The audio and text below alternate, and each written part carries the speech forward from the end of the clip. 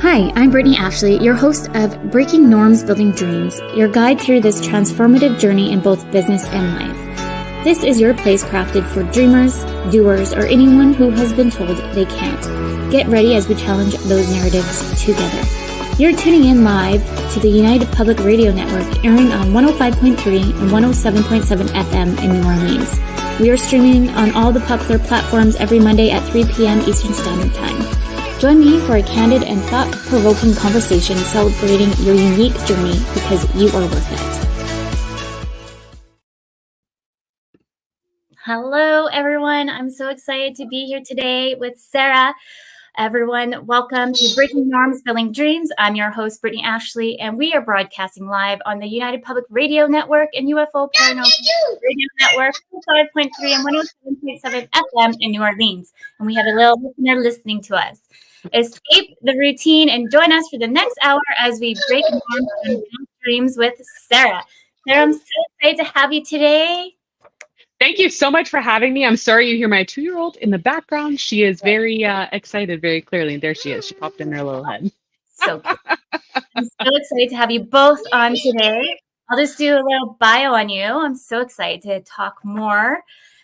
Sarah is an award-winning personal trainer, self-love coach, plus-size model, motivational speaker, and former Miss Plus Canada. She's passionate about women learning to love themselves and creating lasting change in their wellness journey. You can catch her as TV personality and fitness experts on Cityline and Breakfast Television. She was recently featured in Self magazines, and Glamour magazine has named her one of the top 30 fitness Instagram accounts to follow. So exciting. I'm like getting so pumped reading this. And her work has recently been featured in New York Post and Washington Post. Sarah advocates for plus-size women in fitness and beauty and has worked with some of the world's most renowned brands such as Nike, Under Armour, Sport Chek, NYX, Lululemon, and Self magazine, to name a few. All for the goal to show plus-size women they deserve to live the life of their dreams and have a seat at the table. Love it. She has learned that being an athlete and a model has no size, and her mission is to help women on their self-love journeys through her new book, Social Influence. And in her virtual fitness studio, Sarah encourages women to live their best life, body, soul, and spirit. I'm so excited to have you. Thank you so much for having me. Okay, I know that was such a great bio. But maybe you can do more of a bio first, just kind of start off like how you started, because I bet you so many people are interested on that. Well, I definitely didn't have the experience doing what I do now. I used to work in the nonprofit sector. I did telefundraising, and then I did digital fundraising. So I basically helped Canada, North America's top nonprofits raise money online or via telefundraising.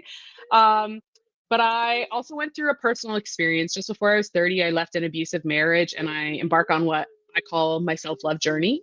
And I realized that I wasn't operating out of my value and my worth, and I was accepting what I thought I deserved, which was not much.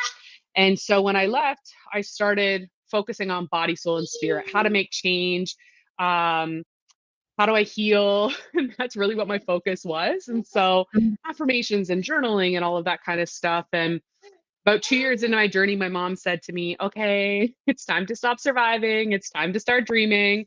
And so being my A-type personality, I went and got a big Bristol board and wrote out all my dreams, and down to like travel I wanted to do, instruments I wanted to play again.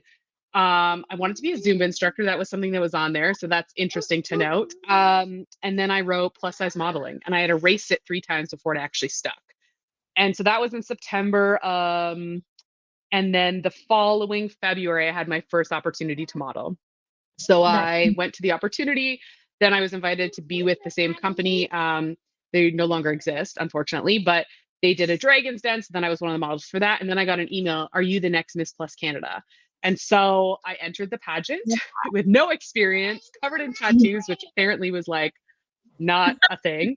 Originally they had said that we had to cover all of our tattoos and my whole back is done. And I'm like, how is this going to happen? And so they ended up changing the rules for me. and I ended up winning Queen People's Choice in Talent. And the interesting thing about it is it being beautiful was one of the things that like I struggled with most of my life because I had been the big girl. So I always heard, "Oh, you'd be beautiful if you lost weight." That was always a thing. Your pretty butt. Um, and I remember when we had to do a talent. I'm like, "What the heck am I going to do for a talent? I'm not singing on stage." And all I had was my story of journey to self-love and all the things that I had to walk through to get to where I was. And so I wrote this spoken word, and I remember at rehearsal, I can still picture it like it was yesterday, even though it was 10 years ago. And I said it. It was the first time I had said it out loud because at this point I was practicing in my room, and I said it out loud, and it was almost like a physical release. And all the girls in the pageant stood around me and they just like hugged me because they didn't know that I had that in me because I was so shy. And so it was in that moment that I realized that I didn't get through what I got through to sit down and keep my mouth shut, but to help other women. And Mhm. so the journey kept going on. I ended up winning. I have a marketing background, so I ended up just branding myself, sharing my life online. And my whole goal was about inspiring women to see their value, their worth, and their beauty and reprogram the negative tape that plays in their head. And several years into that, fitness became a part of it. It became how I felt better about myself physically, created space for all the other things that I wanted to do as well.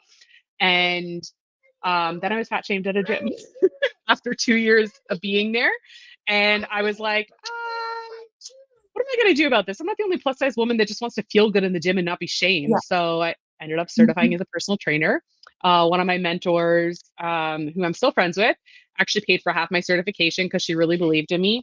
And then things Amazing. just kept happening because I just kept taking one step in front of the next. And I ended up opening my first studio in a shared space just after graduation. I had not taught a single class and I launched. So I just decided I'm Mhm. going for it. Yeah, Opened a gym in Toronto the following year. And then due to COVID, had to shut down, and went 100% virtual. So I'm 100% virtual now. I also now have a two-year-old that wasn't planned as well. So there's been lots of pivot, lots of change, but all around the journey to self-love, and how fitness plays a role in that as one of many elements on your journey. I love That's that. long and short. Yeah, I love that though. Thank you for sharing with all of us. I find like going back to um just the gym itself, like I had severe anxiety going to the gym. Mhm, And like I just everyone be like, you need to go to the gym and lose weight, or you need to go to the gym and have like do the exercise, do these things. And I'm like, I don't know what it is, but for whatever reason in the gym as a whole gives me severe anxiety because I feel like I'm always being watched. I'm mhm, always being judged. Um, I personally always struggled with what I look like. And mhm, so I just love what you're doing because I think we're so drowned with social media of the negative, and so I mhm, love that you're taking and being positive light that a lot of women can connect with. mhm, Um, so with that, I'm just looking at some of our because you said a whole bunch there, so I want to like, where should we digest? Where should we start with? But it sounds like overall you really want to start this journey to empower and inspire women mhm, to self-love. Can and you kind of give any kind of light to somebody who might be struggling right now, mhm, little steps that you took to kind of start your path? Because everyone has their own journey like you do. mhm. What's that first step? Because I find that's always like the first step that it's hard to take. Yeah, absolutely. And I would say the first step is just acknowledging that where you are right now is not serving you. And so that's usually the hardest part. And that's like with anything in life, right? Like if you're in a relationship that's not serving you, if you're in a job that's not serving you, one of the hardest things is to actually say, this isn't working for me. Yeah. Um, and it can take a lot of courage to say that because so many things are wrapped into that, right? And so Mhm. relationships, finances might be wrapped into that, so many different things, right? So it's that acknowledgement first. Mhm. And sometimes you might need to talk through that with somebody of like, something doesn't feel right. I'm not sure what is. And I think really getting in tune with how you currently feel. And then the Yeah. next step is seeing, what do you want to feel like? What do you want life to look like? What's Mhm. important to you? What are your values? What are you expecting life is going to look like? What are your dreams? And then from there, it's like, okay, what are some steps to start taking to go from A to B? And I think that that then becomes the overwhelming for a lot of Mhm. people. And that's where they go into the all or nothing thinking. So I'm not Yeah. happy where I am. This is where I want to be, but I'm going to change 100 things at once and get discouraged by day three. So I Yeah. would say that's the biggest trend I see is like, Mhm. first it's the acknowledgement, then it's like, okay, I'm going to do something about it. But then you have to kind of take a step back and say, what are 1 to 3 small things that I can do to show up for myself consistently every Mhm. day that will add up to the change that I want? So if we're speaking specifically to, we'll speak to two things, fitness as well as how you view yourself. So your self love journey, we'll call it. When it comes to fitness, a lot of people think, I have to start working out 5 days a week. Please don't. Yeah. I coach clients one on one. I have an app, and I will get in their intake form 5 days. I absolutely not. If you're not working out at all now, I'm not Yeah. programming you 5 days. Um, Oftentimes, if somebody says I want to start with 3, I might start them with 3, but say let's like soften with 2 because again, Mhm. like you have to create space for this in your life, and you have to create new routines around these changes that you want to make. 100%. But like one of the easiest things you can start to do to move your body is start walking. I love using the goal of adding a 20-minute walk in your day. It's usually something pretty attainable for people. And if you don't have 20 minutes at once, split it up, whether it be going for a 5-minute walk after every meal or splitting it up into 2 10-minute walks. But just like a 20-minute Mhm. walk each day is going to make a massive difference in so many ways. Mhm. Um, and focusing on those small habits when we think of like brushing our teeth is a natural habit that we likely don't have to think about. It's very part of very much part of our day, and the goal is that your habits that you want to work on when it comes to your fitness, your self-love, nutrition, self-care, all your wellness is that it becomes more natural and a new norm for you rather than it feeling super uncomfortable. Mhm. And it's going to feel uncomfortable in the first little bit, and that's okay. We grow outside of our comfort zones. And so realizing like it's going to be uncomfortable, but bite-sized chunks and Yeah. focusing on like 1% change every day, not like 100% change every day. Mhm. I think that that's those elements together is where to start. Yeah. And then as you continue to go, you change and you evolve. Like, for example, for me, um, I had some back procedures done this summer, so I couldn't strength train. So I walked all summer. I walked 6 kilometers every day with Brooklyn, my daughter, and my mom. So I kept active, which felt really good. And my distance got further, my cardiovascular got better. And then when I started to incorporate strength training again, even as a personal trainer, I started with 2 days a week. Yeah. Got comfortable doing that for 12 weeks. Then I added a third. Got consistent with that. Now I'm at 4.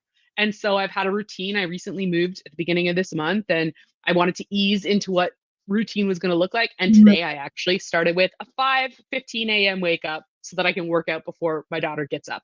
But I've had to ease into all of these changes as opposed to like just switching it on because that often doesn't work for people. And that's where they get discouraged and then Yeah. stop. And then you don't change. Yeah. I definitely can relate to that. Also too, like, we're still in the New Year phase. Yeah. Still, like, yes, we're in March, but I still find that every year everyone's like, "What's your New Year's resolution? What's your new goals? What are da da da da?" And Hmm. then I the main one is always, "I'm gonna go work out and get healthy." Yeah. And then I just decided not even, like, to even think about New Year's resolutions anymore and just kind of, like more on my birthday, I guess, I've Yeah. decided, because that's my new year, new age, and what Yeah. makes sense to me kind of situation versus the new year of New Year's, and trying to think of what's in alignment to me now. Because Hmm. right now too, like, with 2 little ones, like, I can't even think about, well, like we already just talked about, like, I hate going to the gym, so let's be honest. Ongoing joke. There's actually, if my, lifelong friend listening right now, she'd probably be writing in the comments being like, "Brittany would get out of gym class since middle school, probably in elementary school, but we didn't even notice." That's hilarious. I worked the system and I still got A's. But I think the thing too is like the gym intimidation is a real thing. There is no dismissing that. It's very real. And so many people struggle with it, not just being Mhm. plus size. Like I have clients who are not plus size. I specifically message to plus size because I am, and they can identify that I look similar to them and that if it's possible for me, it's possible for you. With that said, again, it's a whole all or nothing. Just because Mhm. you don't want to go to the gym, you might have to work up your confidence to go there. Working out at home, there is nothing wrong with it. I have literally been working out at home since COVID hit, and I had to shut my gym down. I've only now gone back to a gym, which is only in my condo. That's the only reason I'm going, because it's available. Yeah. But you can get an effective workout at home with not much space and not much equipment, and start building your confidence so that you feel good. And I think a lot of it comes down to not just the perception of being around people, but also the confidence in knowing how to actually do it. And I think women specifically are not taught how to strength train. So I know a Mhm. lot of women who are like, I'm going to the gym to go on the treadmill because it's the only thing they know how to do or that they Yeah. feel confident enough doing, right? Yeah. And On the bike. and if they knew how to use dumbbells and do squats and full body workouts with just Mhm. dumbbells or use machines, they would have a little bit more confidence because then they're not worrying about like, how am I actually doing it? Right. So that's one stumbling block. And I think when you can approach things by tackling a stumbling block at a time, Mhm. it will help build your confidence to do it. But again, you don't have to go from like doing that thing to then going to the gym. Work out at home. Like Yeah. literally, I tell people I do have follow along video workouts. I've taught probably 400 live virtual classes since I closed my Amazing. gym in 2020. So they're all part of my membership now on demand.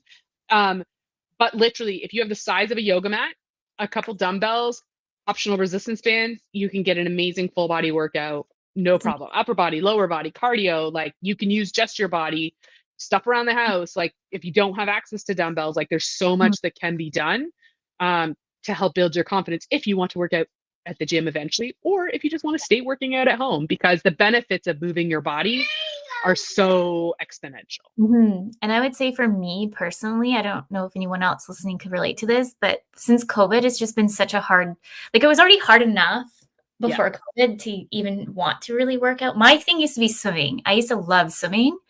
Um, but now after kids, like I don't feel confident in wearing a swimsuit. Like I'm Hmm. like, nope, like I'm horrified to wear a swimsuit. That's obviously a confidence thing that I need to overcome myself and stepping Yeah. into the realm because also too, like I want to be able to have fun with the kiddos and go to Yeah. the beach and like have that versus them being like, oh, mom just always sits on the sidelines and just Yeah. watches. But really with before that and then with COVID, I would say like just even getting into that moving piece for me has been really hard. Hmm. We actually just got a puppy, a husky mix, because why not get the most talkative dog in the world? Um, he needs to go out quite a bit, and I would say, like, compared to my old dog that recently passed, like, he has so much energy, so it's making me want to be motivated to move again. Hmm.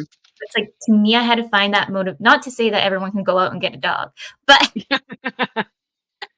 but for me, Yeah. 'cause I work from home, like, I like, when we fostered this pup first, and just, like, his energy, I was like, "Okay, this is motivating me more, and it's just helping Hmm. me switch my mind frame."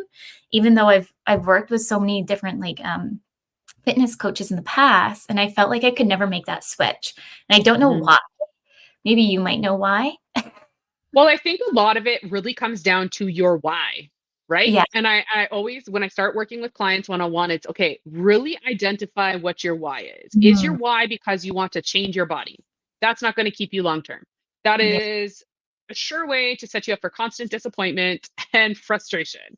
But when Yes. your why is intrinsic, so for me, my why has obviously evolved now being a mom as well. But Mhm. I also have a 10 centimeter hamstring tear. So my hamstring is completely ripped off my butt bone, Oh, which I didn't know. It happened before I got pregnant, and I just found out about a year ago. It cannot be operated on because it's been too long. It was discovered 2.5 years after the injury actually happened. But my why is after having my daughter, I could hardly move, and I'm a yeah. personal trainer. Mhm. So I had a C-section, and I thought that's why I was having a hard time moving. It was also because of this hamstring injury that I wasn't even aware of. And Yeah. so much of my why was, okay, my option is I can continue to live in this much pain and hardly be able to do anything, or I can Mhm. fight through this slowly. And it's been Mhm. very slow to be able to feel better, so that I can live the life that I want and chase after her because she's very active. And I think when you can really identify a why, and again, coming back to the same thing I said before, which is how do you feel and how do you want to feel? And is there a difference between the two? If you're not feeling your ideal, something has to change. And when we constantly rely on your why being a physical thing Mhm. of what you look like, um, it's superficial, right? Yeah. At the end of the day. Um, with that said, it's why I combine the fitness and the self-love piece together, because until you fix the inside, doesn't Mhm. matter what you do to the outside. They go hand in hand, and your whole wellness journey and your all of you requires every piece of you being in balance. And if one is out of whack, they're all out of whack. Yeah. Um, right? And so it's finding that balance of making sure it's not just working out. So when I Mhm. work with clients one-on-one, I'm not just saying, here's your workout plan. No, let's talk about your relationship with food. Most of the women I work with decide, sorry, that's my max. Most people decide, I'm so busy, I'm not going to eat all day. And then at night, they want to eat anything and everything. And so we first work on, let's nourish your body, 3 meals and a snack a day. That's one of the things that we Mhm. constantly, we're not talking about a diet. We're just talking about, like, can you please eat something? Yeah. Um, Getting in your water, working out is part of it. And oftentimes, again, easing into that, whether it be strength training, walking, your desired cardio. But then there's other factors, like, what are you doing in terms of your soul care? Are you Mhm. feeling good about yourself? Are you fueling your soul? Are you connecting to the spiritual side of you? My faith is a really big part of my life, and I incorporate devotions of reading my Bible regularly, because if I'm not in that place, I'm not functioning well. Mhm. Um, and then there's other aspects of, like, connection with other people. Are you in relationship with people, not just romantically, but like friends and family? Like, Yeah. all of those parts make part of you, and your body is one part, and yet it's the biggest motivator by for so Mhm. many people. But your body is the least interesting thing about you. There's so much about you. And I think something that has really struck with me in the last little while is um, our value. And I Mhm. think so many of us are operating out of a value that is skewed Mhm. and that is not accurate. And something that I've been really focusing on is studying women of the Bible. And when I started, it was, sorry, Brooklyn would like a bigger sucker. That's what's happening. Yes. This is mom life, real life. You want it in there? There you go. So You everyone put can it on. understand what real life mom in life is This is in the really what it's business. like. Say hi. Hi. Hi. So cute. It smells like Papa treats. Yeah. I think, like, when we can really actually operate out of our worth, Yeah. it's a game changer in every area. And it's not just like my wellness. Like, that Yeah. sounds bougie, but it's how you show up in relationships, how you show up at work, how you show up for Mm. yourself. And so many women, especially, put everybody else before them. They're the Yeah. last person to deal with. But how are you going to give from an empty cup? Right? Yeah. There's so, I think when we take this step back and just, it's not just fitness, it's Mhm. you It's as a whole, and mhm. holistically approaching change in your life with small increments that build up and make the change that you desire. Yeah, I love that. It's so true. Just listening to you speak, I'm like, okay, so I need to put myself first. I need to eat. You're like teaching me right now. It's like things that I already like think in my brain. I was just Here's Brandon's comment. Said, yeah, that's me. I eat once a day, but snack. Um, for me personally, I'm the kind of person that like put my head down because I have like such a short time frame with the Mhm. kids in care. Well, we know that one's out right now, but that's another chaos story. But I always have been, even before kids, forget to eat. Like I don't know what it is. Forget to eat. Just would live off coffee when I was in university, Mm, and so keep that routine. And so to break that cycle is so hard. So it's like it peeling is. back the onions of like, okay, why are you doing this? You know that it's not healthy, but you keep Mm. patterns. And I'm like self-diagnosed with ADHD. So more I've been like reading about it. I'm like, yep, yep, yep. I'm like, okay, I need to go see someone about this because apparently I need some extra support because it is like slowly showing up in different areas in my life. But the big piece too, like you're saying about you as a person as a whole, is revisiting things, maybe a past experience of different triggers of why maybe you can't Yeah. show up in like a bathing suit, or maybe go to the gym. Like start thinking of the whys, Yeah. and then slowly picking down at them to make yourself feel better being there and taking the first step. Yeah. For me anyways, like I know I've been slowly working at that. I would say ever since I've never felt comfortable in my body, but after my son, I'm even more like, nope, even Yeah. like, nope, I want to wear like my big sweaters. I want to wear like comfy, like just comfortable things. Then Mhm. used to with my daughter, I was able to like somewhat dress up, feel like I Yeah. do my makeup more. I don't know what it is. It's like a change, maybe with the chaos of two. I don't know. I think, but like in all honesty, what it also sounds like is there is a value piece there of Yeah. you realizing your value and your worth isn't just in your body. And then also acknowledging that Mhm. your body birthed two children and how Yes. magnificent that is.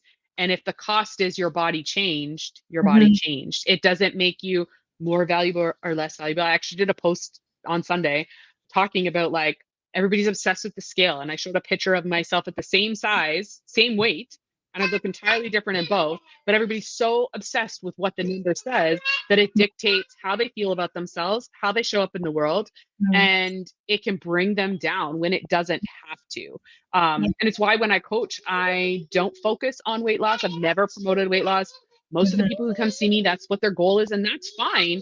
But I don't want women to be like, I want to lose weight because it's going to make me happy. Because it's not. It's Yeah. not going to make the difference. It is something inside. Mhm. Um, sorry, she's. Is he I she don't know if you dancing? can hear her. Yeah, she is. Yeah. She didn't nap today, so she's like a little bit of a wild child right now. Um, Yeah, she's shaking it. Sorry, guys. But it comes back to that conversation of like, what are you basing your value system on? And a lot of it comes with how we talk to ourselves. So when I Mhm. say re-recording the negative tape that plays in our head, my tape that played was you're fat, you're ugly, you're not good enough, you're never going to amount to anything. Nobody wants you.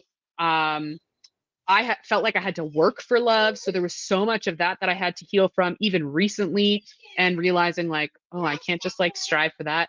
Also, like when I was 21, my parents split and I had to work two full-time jobs while I was in college. And so all I knew was hustle. And so Yeah. having to change that culture, even having Brooklyn and injuring my hamstring were pretty much the only things that slowed me down. Um, and I've had to learn how to prioritize time, right? Like I work when she's sleeping. I don't normally take calls when she's awake because now you hear why. Yeah. Um, right? But I'm the same way. But I've had to figure out what I know that for me, now she's standing behind my screen. Oh. I've had to figure out for me how I can show up best for me so I can show up best for her as well as all my clients. Thank you. You just want to see yourself, right? Hi. There you go. Thank Oh, you. so cute. But a lot of it's that kind of conversation, and everybody thinks, "Oh, I'm going to start working with a trainer. It's going to solve all my problems. I'm going to feel better about myself because my body's changing." It has nothing to do with your body. Like Mhm. your No. body's a byproduct of whatever is going on inside, and that's why I show up the way that I show up, because I am plus size. I am a Mhm. personal trainer. I am a model. I am an author. But if I didn't get over that this was what my body looked like, Mhm. I wouldn't be here. Right. And Yeah. like, if I can do it, anybody can do it. Right. Like, Yeah. it just, and I say that like so off the cuff, but like really it comes down to like I had to make a choice. And I had to make Mhm. that choice 10 years ago that I was tired of living like feeling like I wasn't enough. And I still deal with it. Doesn't mean that like it completely goes away, but I'm mindful of it and work through it. And that's why I help other women do the same thing. Yeah. I love that. I just like overcame my fear of public speaking in front of 25, maybe 30 women. I don't know. I stopped counting because I started to get really nervous last week. And I was like, the more I count, I'm going to psych myself out. But like that's the thing. Like the reason why I started this show is to really tell people that they are worthy of Mhm. whatever they want to do in life. If Yeah. that's their passion, let's do it. Let's build that momentum around you, because anyone's Yeah. worthy of doing anything.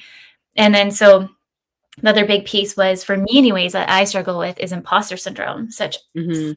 piece. And I'm still talking to myself like with the negative talk of how to switch that out. Because like even when I launched this show, I'm like, who wants to hear me talk? Who's Brittney? She's nobody. Who cares if she owns a company? Like, so I'm like, Yeah. how do I take a step back, have a breath, and just kind of rewrite a little bit positive narratives for me to move forward? Because Hmm. sitting in that negative mind frame just keeps you in that spiral. Yeah. It keeps you perpetuating. So, um, Mhm. one of the things that have been very instrumental in my journey, and I work through it with all my clients, is affirmations. And when I first heard of affirmations, I'm like, oh yeah, they don't work. That's kind of how I dismissed it. But very early on in my healing journey, I went to a conference, and it was led by a therapist that I had actually seen privately Mhm. in the past. And so at this conference, and he asks for a volunteer. Unconfident Sarah shoots her hand up, no idea why. Has me on stage with this. There was 90 people that I didn't know, and they basically all proceeded to tell me what they saw of who I was. She's a princess. She's a warrior. She's bold. She's strong, and I'm sitting up there on stage crying. So then everybody finishes. My mom's in the back writing all these notes down, and he says to me, "I want you to go home, and for the next year, I want you to read these out loud to yourself in the mirror. Right? I am at the top of the page, Yeah. and start saying them out loud and look at yourself in the eyes in the mirror when you do it." I remember going home and I was like, okay, I trust this man. I'm going to do this. So I had it on my mirror in my bedroom. It's by my bedside. I made a graphic for my desktop at my work so that I could see it. I was bombarded by these thoughts because at this point I was bombarded by all the crappy stuff. And Mhm. so I remember the first time looking in the mirror, I can literally picture being in my bedroom and I was like, am I really doing this? This is so awkward. And I was like, I'm just going to do it. So I started saying these affirmations. I am strong. I am bold. I am beautiful. I'm enough. I am worthy. Going through them all. So committed to it every day, not feeling a single thing of anything. Mhm. 6 months later, I'm on my way to go see one of my best friends, help her unpack. She had just moved. Beautiful summer day in the country road. And I look in the mirror, and for the first time in my life, and I was 30, I was like, oh, I love me. I Oh, am beautiful. And it was the first time that I truly believed it. And so here I am, like, sobbing driving, and I get to her house and she's like, "What happened to you?" And so I tell her and she's like, "You know what's crazy?" I was like, "What?" She's like, "I just found a journal from when I was in Bible college," because she's unpacking, mhm. and it was 10 years before this date. And Oh, in it, she found a prayer for me that I would learn to love myself. And she found that journal entry the same day that I actually realized it. And so we that obviously stood there crying. So when people are like, "Do affirmations really work?" Yeah, you literally have to reprogram how you talk to yourself, and it mhm. doesn't just like happen by doing it. It's just like your teeth aren't going to brush themselves, right? And I use teeth brushing a lot because it's like we can all relate, right? Yes. So it is an active, conscious decision to start reprogramming and making those changes and actively re-recording that tape. Yeah, I love it. Let's dig in a bit deeper because we're already a little bit 30 minutes in. For those just tuning in, you're listening to Breaking Norms, Building Dreams. We are live on United Public Radio Network and UFO Paranormal Radio Network 105.3 and 107.7 FM in New Orleans.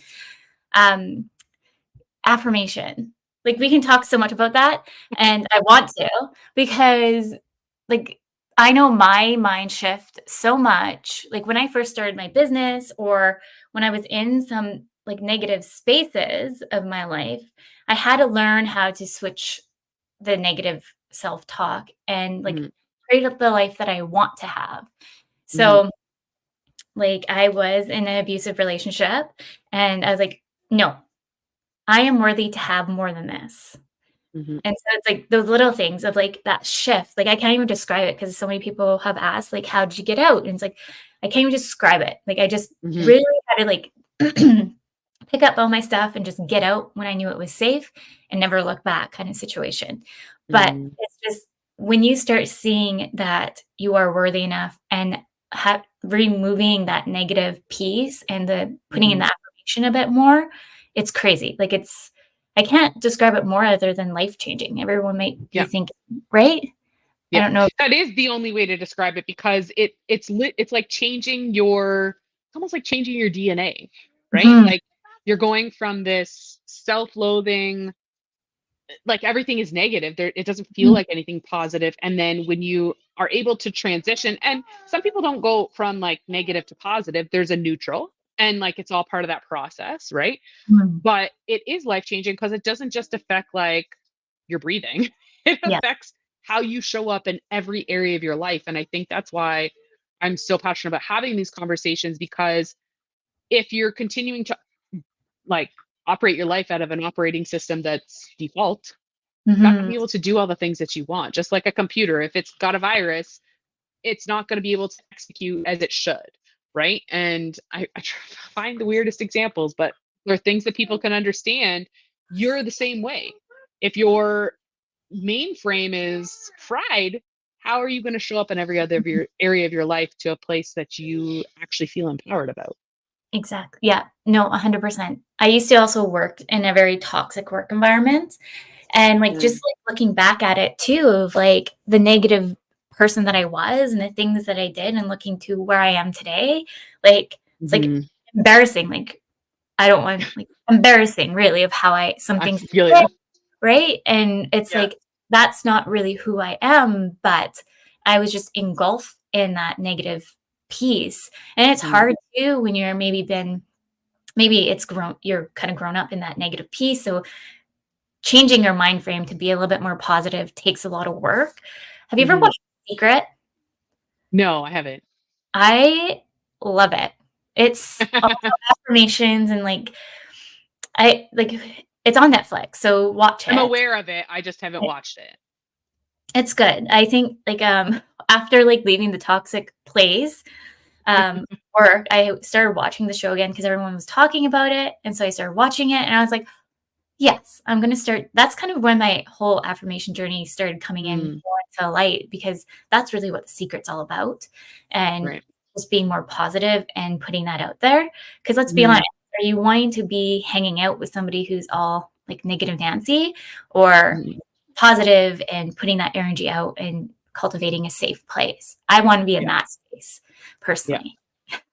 Yeah, I totally agree, and I think oftentimes too, it's really hard for people to know what step it is to take when you're in a situation. Like, we both can probably relate being in abusive situations, that when you're in it, you excuse a lot of the red flags that start to happen, and then when you're in it, it's almost like you're blind to what's actually happening, and Mhm. it's only once you're out that you realize how much of your peace was robbed.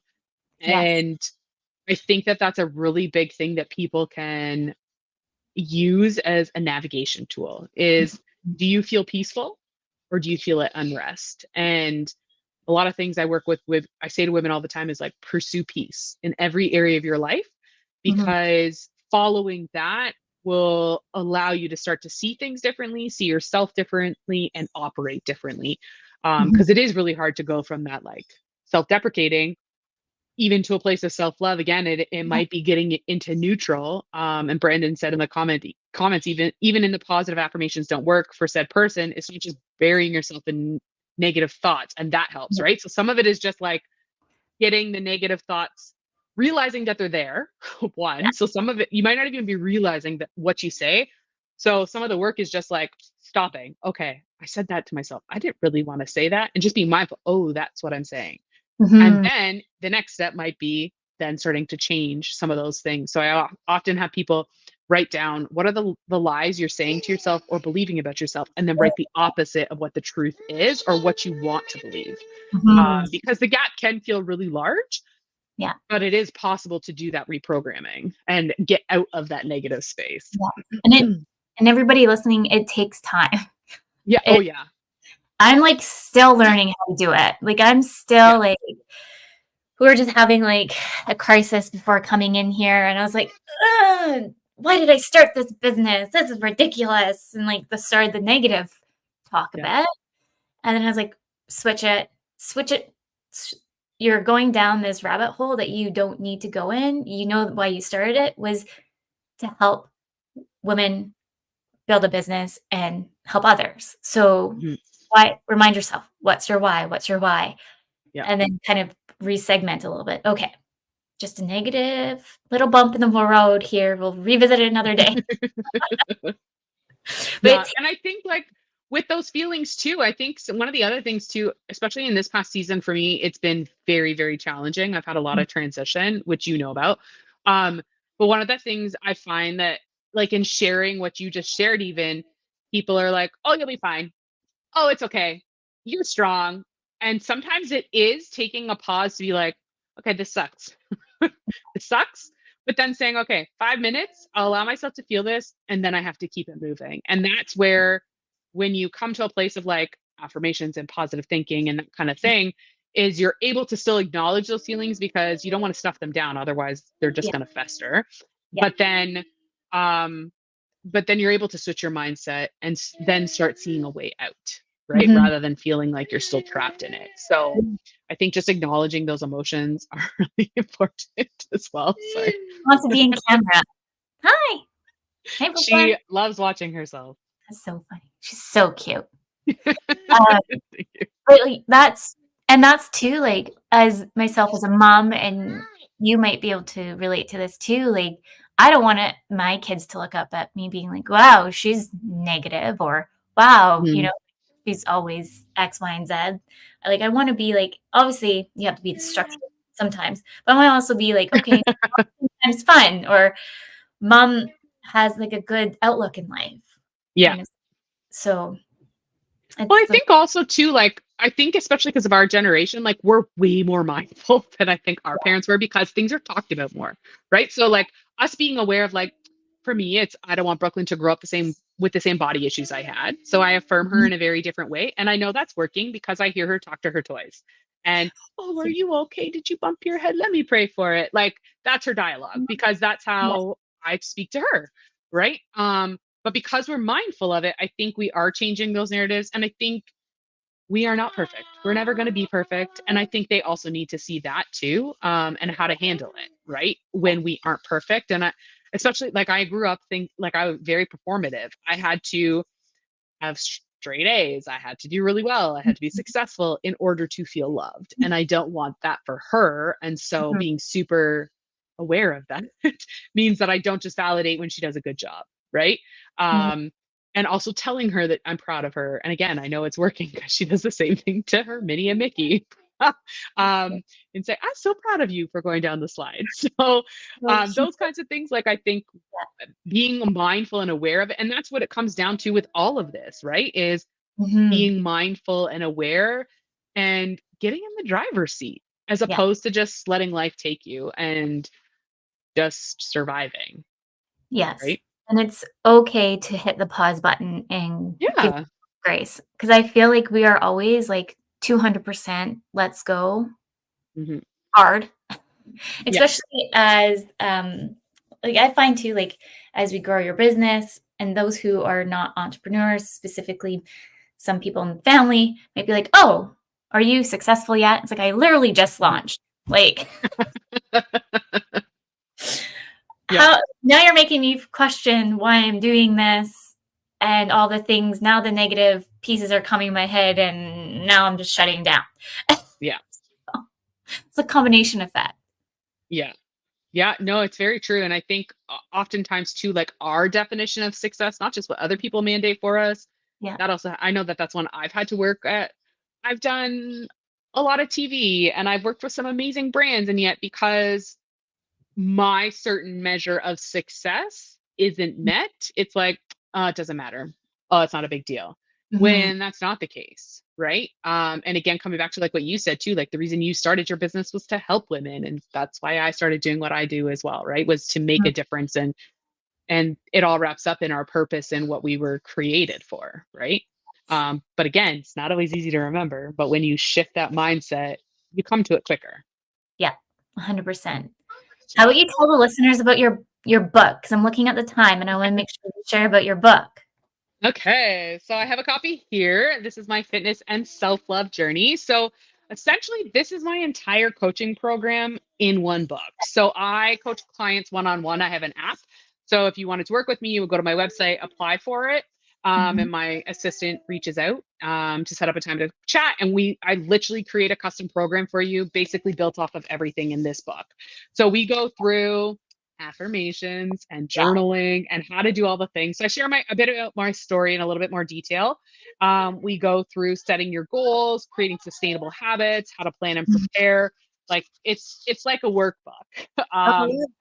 writing your affirmations, talking about self care and rest, um, practicing your affirmations, getting comfortable with the mirror, some actual like specific mirror work. Oh, Again, it's like a full workbook, but then you get into actually being able to track your journey. So it's 12 weeks of tracking. So you have everything's in 4 week cycles, which is how I train my clients as well. So it's undated, so you can do this multiple times. Um, your goals for the month. I like to cool. set intentions. I think it's important. And then endless possibilities. So I usually like to just kind of like, this is usually what I write as my prayer for the month of what my hopes are for the month. Mm. And then a week in advance. So you can kind of plan out when your workouts are going to be. So I often recommend when it comes to figuring out how and when you're going to work out is take a look at your calendar, put in all the things you have to put in, and then plug in your workouts where it's going to work for your lifestyle. If Mhm. you want to work out at 5, but that's really not going to work for your day, you're not working out at 5. So you got to Yeah. put it in, plan ahead, Yeah. and then you can track every day. So we have something you're grateful for every day. I think it's really important to be mindful of what you're grateful for, your affirmation of the day, your goals for the day in terms of your wellness. So I usually put what my workout is for the day, my walk, hitting my 10K steps, drinking my water, and then anything else. Like I think it's really important to have a tracker that's not just fitness, but also like what else? Like Brooklyn starting daycare on Wednesday, right? Like those kinds of things. Total steps so you can track them. I really think it's important. I love having a steps goal because it just makes me mindful to be active through the day. Mhm. Tracking your water to make sure you stay hydrated, and then your mood for the day. And really, the reason for having your mood for the day is just to draw some conclusions. How do you Mhm. feel on a day you work out versus how you feel on a day you don't work out? How you feel on a day you're nourishing your body or you're not, or you're around people who are negative, right? Like those are the kinds of things we want to draw conclusions of so that we Mhm. do more of what makes us feel good, less of what makes us feel pretty crummy, and then good things that happen that day. So I love to have this as a like place for celebration as well as a marker. Um, Oh, I for like that. example, I just found out today that I'm going to Montreal on Sunday for a campaign Oh, with Pennington, oh, so that will be in mind today. So you amazing. have 7 of Congrats. those. Thank you. 7 of those for the week, and then you have a weekly reflection of Mhm. what were my wins for the week, what are my opportunities for this coming week, rather than seeing it as I failed at something this week. It's more of a positive mindset of like, Yeah. what are my opportunities? What can I do different this week? And then what do I need to make this happen? A habit tracker for the week, and then like you can just process your thoughts and give yourself a rating, and then it repeats. So it I love really is like it. a program in one. And then I also have a refill version. So if you don't want the book every time, there is a refill version that's half the price and it's just the 12 weeks of tracking. I actually personally use it. I've been using it every day since January 1st. I love actually writing it down and feeling proud at the end of the day. Showing up and like checking something off that you've done it actually helps build your confidence, self confidence even more because you've just followed up on a commitment you made to yourself. Yeah. So it's really valuable. Yeah, and it gets you kind of sitting down to kind of in quiet, if you can, Yeah. and, reflecting a little bit and Yeah. making notes for yourself so that can be a little bit of your quiet you time that sometimes moms Yes. don't get. Get missed. And I think also too, like it comes back to like your if there is one secret when it comes to your wellness, it Mhm. is planning and preparing. You're not going to hit your goals like anything else in life unless you are actually planning and preparing and making space for it. So it's Mhm. a quick way to be like, okay, this is how today went. I didn't like how today was. What can I change it for tomorrow? And Yes. so like it's literally just having that little quick check-in time. And for me, it's like you said, it's part of that self-care. So I do mine every night before bed, and then I journal as part of my wind down routine for bedtime, to help prepare me, do a brain dump. So that I'm Mhm. not thinking about all the things while I lay down, which I know is something that a lot of women struggle with. So just a lot Yes. of those little tools to help on that journey because it can feel really daunting, but it Yes. doesn't have to be. Now it's so natural. And it's been 10 years for me doing this kind of stuff. Mhm. So this book is 10 years of lessons and learnings in order to help you on your journey. I love that, and you can get it on Amazon? Yep, Amazon worldwide. Just search Fitness by Sarah Taylor or Fitness and Self Love Journey or my name, or the link that you have on the show. I keep popping it up and above. I keep going between the different. If you see me looking down, it's because I'm like, which one shall I throw up? Like a little radio host over here. Um, I was just looking at some of the questions. I know we kind of brought in faith a little bit there. How does faith entwine with your mission in empowering women through fitness and wellness? So, in full transparency, I grew up as a pastor's kid, and I've been sharing my life online for 10 years when I won Miss Plus Canada in 2014. Mhm. And I have only started sharing about my faith in the last probably year. It's something that I would like just kind of like bypass, but not actually go into detail. But if it wasn't for my faith, I would be here. So much of my journey is wrapped into me really seeing how God sees me and seeing me as worthy. And with that, I also know that like not everybody resonates with the Christian faith. Mhm. So I'm also very like aware of that. With that said, I've attracted a lot of clients and women who are of the Christian faith. And so Mhm. some clients are like, don't bring up faith in my stuff. I've never actually had somebody say that, but I'm not pushy with it. Yeah. um, but also I have clients who are like, I really appreciate that you talk about doing your devotions. Can that be one of my habits in our coaching program? And so I do think it's important because we are made of body, soul, and spirit, and it is an element that we need to take care of. And so I'm happy to share the things that I've learned and discovered. And I also recently just graduated seminary. Yeah. I did a virtual, just a small one, but it was specifically for women to learn how to preach. And so I just graduated that at the end of January. So just trying to add to my skills and how I can communicate a little bit more effectively when it comes Mhm. to the things of the Bible. But I think the thing I'm passionate most about when it comes to the Bible is women in the Bible, because there are so many amazing women in the Bible. My name personally comes from biblical reference, Sarah and Ruth. And Sarah in the Bible is somebody who had great promise that felt impossible. She had a baby Mhm. at 90. And I resonate a lot with that as part of my Mhm. journey. And then Ruth is somebody who has been redeemed and who had great purpose and destiny out of great pain. Again, a lot of who I am. And so I think it's really cool to take lessons from the Bible and then apply it to our everyday life and how it applies to us as women Mhm. and attributes we can strive to as women and women to look up to in the Bible. I think that that's my niche is like digging into that a little bit more. So I'm currently studying women of the Bible and just kind of like soaking in that. Not sure quite yet what that's all going to look like, but I know that it'll come. So Yeah. I was like, very big were you part of the my one who brought up that you were doing that before? Because I feel like I'm having like deja vu. I don't know. Someone told me about the Bible before. I feel like it was last week. It Somebody might was have been me. Oh yeah, because I shared that yeah. specific story in my Instagram. Okay. I was like, am I Yeah. having some deja vu right now? What's happening? No, I definitely shared it. um, yeah, my family is we grew up as Christian and baptized, and then we also are Catholic. And then we Okay. also had a journey of once my mom going down wanting to see what Jehovah's Witnesses. And so for me, Um, to know what my journey is, I think I'm just kind of like da da da like yeah. Well, I float. think it's important for people to like navigate for themselves. Like I grew up as a pastor's kid, but my faith didn't become my own until I was 16. And I think it's a really important, like, we might be raised a certain way, but I think it is important for us to discover and go on that journey because it's going to mean more to you when you discover it. Exactly. I Right. grew up a lot with my aunt and her her kiddos in the summer, and so I'd go over there. Mhm. We would go to church every Sunday. Like that was what we all did together, no matter what. When the boys had Mhm. to go sleepovers, they always had to come back, and we all made sure we went to church every Sunday. That was definitely big, and so it's like an ongoing joke because sometimes I have the prayer station set on my car, and so every now and then if my husband goes in the car and it's like set to that, he's like, "Oh, your music's playing again." I'm like, "Oh, I know, I loved it. It just picked me up today." Like, That's so funny. yeah. I'm just watching the time because we have a few more minutes.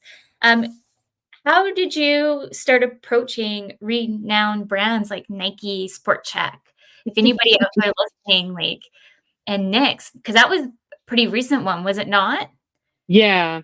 So in all honesty, a lot of it came from just like putting myself out there. When I Mhm. first started, I just started tagging brands. And I'll be completely transparent. I've not had an agent. So all the work that I've done has been, I kind Amazing. of believe God's open doors Yeah, that I've never knocked on. So like Nike was my biggest dream. When they launched plus size in 2016, I did a photo shoot it's amazing. and said one day I will model for Nike. And I happened to know somebody who put my name forward um, for a motherhood campaign with Nike, and so that was the big one. And then they also sponsored 3 runway shows I produced. Okay, thank you. 3 runway shows I produced at the National Women's Show in 2019. Yeah. So they had my entire community come to the Toronto office, dressed everybody head to toe, and gifted them all their outfits. And there was 30 of them.